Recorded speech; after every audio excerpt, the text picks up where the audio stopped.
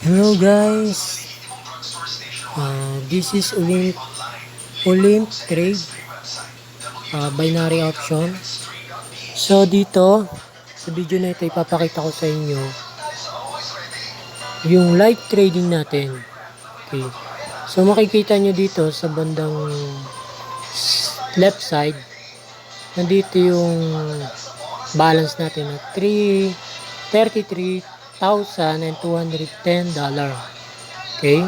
Then makikita natin naman sa right side, nandito yung asset. Yung asset, ito yung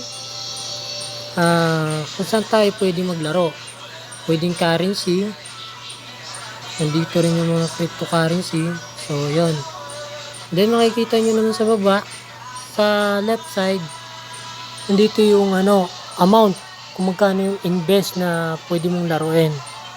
Then sa right side, nandito yung time, kung gaano katagal pwede mong laruin. Okay, so ang nilagay natin dito is 1 minute. Then sa investment is $1,000. Okay, so dito tayo naglalaro sa Brent asset. Okay, then nahanap tayo ng iba na mas maganda tulad nitong Ethereum.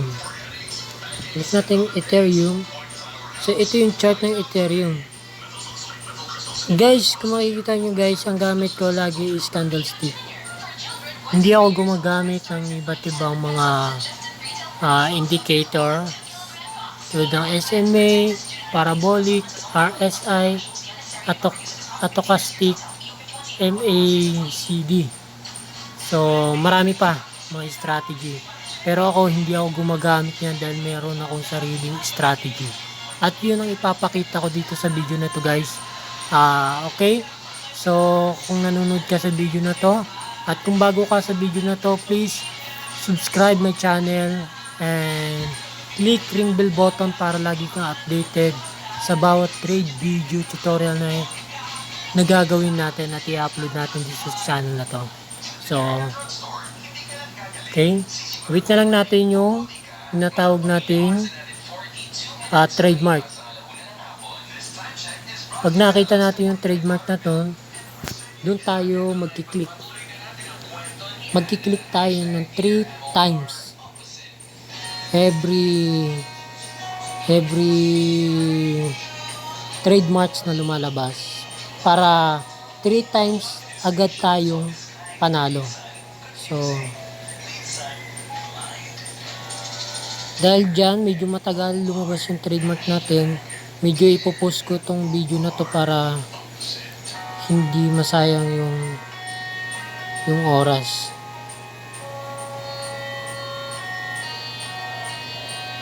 Kung mapapansin nyo dito guys, merong nakalagay dito sa baba na orange button and green button. Ang green button ay upward trend. Ang orange button o red button ay downtrend. So medyo malikot yung galaw ng chart, kaya medyo nahihirapan tayong basahin yung trademark.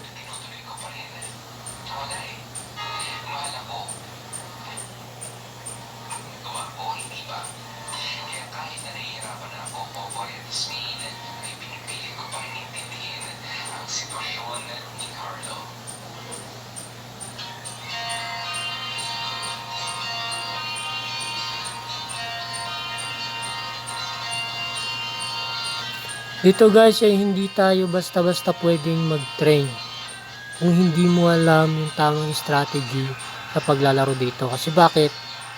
This is a real money.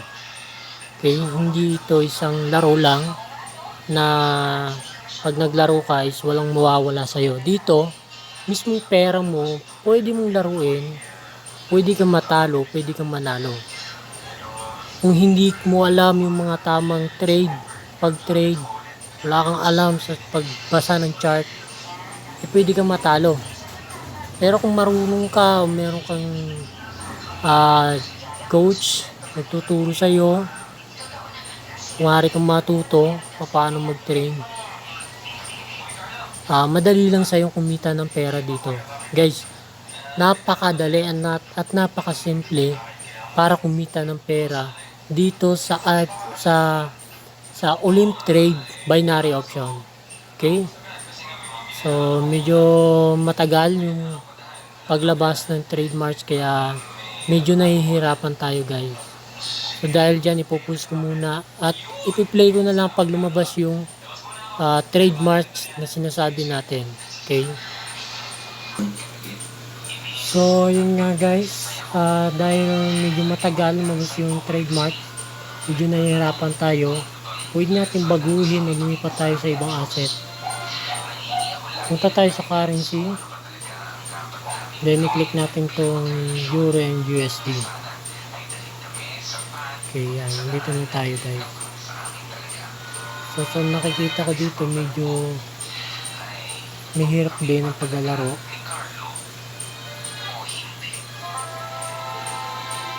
So, dito pa lang guys, may nakikita na tayo. So, watch and learn. Panoorin nyo itong mabuti guys.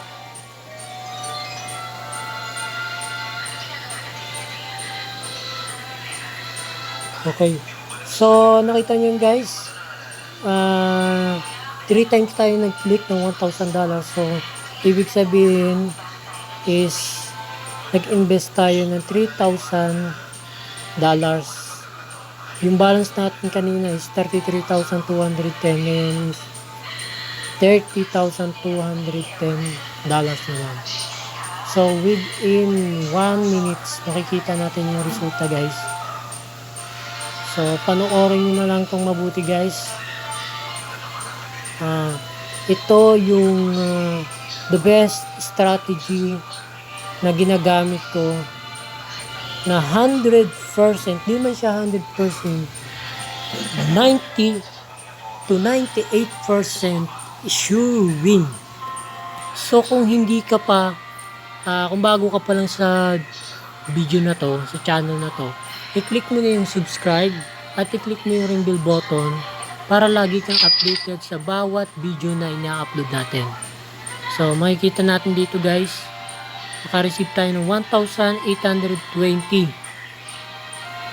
Okay? Dahil medyo humina yung signal natin. So, yun. Makikita nyo naman dito guys, no?